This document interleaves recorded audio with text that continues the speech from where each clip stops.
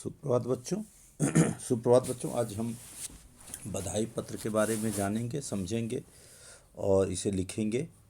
तो बधाई पत्र क्या होता है, किसको लिखा जाता है, कैसे लिखा जाता है, इसके बारे में चर्चा करेंगे पढ़ते हुए, और इसको फिर हम अपने उत्तर पुस्तिका में लिखेंगे। तो ध्यान से आप देखेंगे, सुनेंगे और समझेंगे। इसके बारे में परिभाषा कह लीजिए या बधाई पत्र कैसे लिखा है, तो उसके बारे में थोड़ी जानकारी ज़रूरी है कि बधाई पत्रों के द्वारा खुशी का इजहार किया जाता है। ये पत्र किसी को जन्म दिवस की हार्दिक शुभकामना देने, अच्छी नौकरी मिलने, परीक्षा में सफलता प्राप्त करने, शादी की वर्षगांठ मनाने, त्यौहार मनाने आदि के बारे में लिखा जाता है। ऐसे ही कुछ बधाई पत्रों के यहाँ पर उदाहरण दिए जा रहे हैं। आप इसे ध्यानपूर्वक देखें, सुने और अपने उत्तर पुस्तिका में ये तीनों बधाई पत्र आप जरूर लिखें। पहला है, अपने मित्र को वार्षिक परीक्षा में प्रथम आने के उपलक्ष्य में बधाई पत्र लिखिए। सबसे पहले अपना पता लिखें, 53/53 यमुना विहार, पानीपत, दिनांक 20 मार्च 2020। फिर शुरुआत करें, प्रिय मित्र विपिन, नमस्कार। 19 मार्च 2020 के समाचार पत्र में तुम्हारी सफलता का संदेश पढ़ने को मिला। यह जानकर मुझे बहुत खुशी हुई कि तुमने जिला स्तर पर 10वीं कक्षा में प्रथम स्थान प्राप्त किया है। इतना लिखने के बाद पैराग्राफ चेंज हो जाता, तो आप देखिए फिर अगली लाइन से लिखना है, प्रिय शेखर, मुझे तुम, प्रिय विपिन, प्रिय शेखर, सॉरी यहाँ पर विपिन होना चाहिए,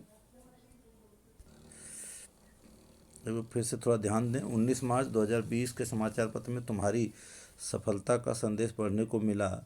यह जानकर मुझे बहुत खुशी हुई कि तुमने जिला स्तर पर 10वीं कक्षा में प्रथम स्थान प्राप्त किया है। यहाँ पर पैराग्राफ चेंज हो गया, प्रिय विपिन, मुझे तुमसे यही आशा थी। तुम्हारी पढ़ाई के प्रति निष्ठा और लगन को देखकर मुझे पूर्ण विश्वास हो गया था कि 10वीं कक्षा की परीक्षा में तुम अपने विद्यालय तथा परिवार का नाम अवश्य रोशन करोगे। परमात्मा को कोटि कोटि धन्यवाद कि उसने तुम्हें परिश्रम का उचित फल दिया। इसके बाद फिर से पैराग्राफ चेंज होगा, मेरे दोस्त, अपनी इस शानदार सफलता पर मेरी हार्दिक बधाई स्वीकार करो। मैं उस परमपिता परमेश्वर से प्रार्थना करता हूँ कि जीवन में सफलता इसी प्रकार तुम्हारे चरण चूमती रहे तथा तुम जीवन में उन्नति के पथ पर अग्रसर रहो। मुझे पूरी आशा है कि इसके पश्चात हर परीक्षा में तुम यूं ही सफलता अर्जित करोगे। मेरी शुभकामनाएं सदैव तुम्हारे साथ हैं। शुभकामनाओं सहित तुम्हारा मित्र मोहन राकेश। यहाँ आप अपना नाम भी लिख सकते हैं।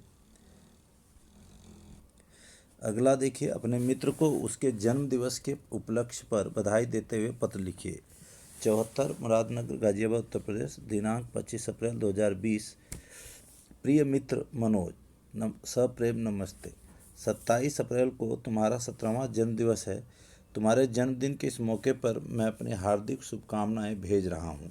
मैं परमपिता परमेश्वर से तुम्हारी दीर्घायु की कामना करता हूं। तुम जीवन पथ पर समस्त सफलताओं के साथ अग्रसर रहो और यह दिन तुम्हारे जीवन में ढेरों खुशियां लाए। इन्हीं कामनाओं के साथ तुम्हारा परम मित्र परशुराम जायसवाल। अगला पत्र देखिए, अपने छोटे भाई को उसके जन्मदिवस पर बधाई संबंधी पत्र। कर्मचारी आवास, केंद्रीय दल, हरसिंहपुरा, दिनांक 22 अप्रैल 2020। प्रिय अनुज विनोद, शुभाशीर्वाद। पिछले दिनों तुम्हारा पत्र मिला। पत्र में तुमने मुझसे 25 अप्रैल को दिल्ली आने की गुजारिश की है। मुझे याद है कि 20 अप्रैल को तुम्हारा जन्मदिन है।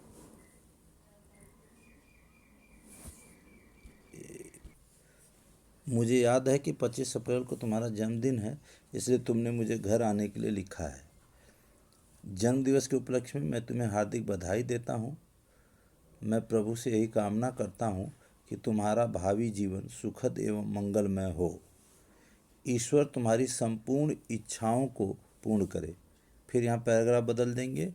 इस शुभ अवसर के उपलक्ष्य में मैं तुम्हारे लिए चुनी हुई कुछ पुस्तकों को उपहार रजिस्टर्ड डाक से भेज रहा हूँ। मुझे विश्वास है कि तुम पुस्तकों में निहित ज्ञान को ग्रहण करके प्रगति के पथ पर आगे बढ़ोगे। कोरोना में लॉकडाउन के चलते मैं इस बार तुम्हारे जन्मदिन के उपलक्ष्य में वहाँ पर उपस्थित नहीं हो सकता। आशा है इसे अन्यथा नहीं लोगे। मेरा आशीर्वाद हमेशा तुम्हारे साथ है। घर में सभी बड़ों को प्रणाम। तुम्हारा भाई जी से जयसवाल।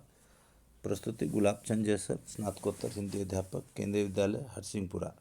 तो इस प्रकार ये 3 पत्र हैं, आप अपनी अपनी उत्तर पुस्तिका में ज़रूर लिख लेंगे और इसको ध्यान से समझ लेंगे कि किसी भी प्रकार का जो बधाई पत्र है ऐसे ही लिखा जाता है और इसमें शब्दों का चयन, जगहों के नाम, अपना पता, दिनांक आप अपनी मर्जी से, कक्षाएं आप अपनी मर्जी से वर्णित कर सकते हैं, कोई बंधन नहीं होता।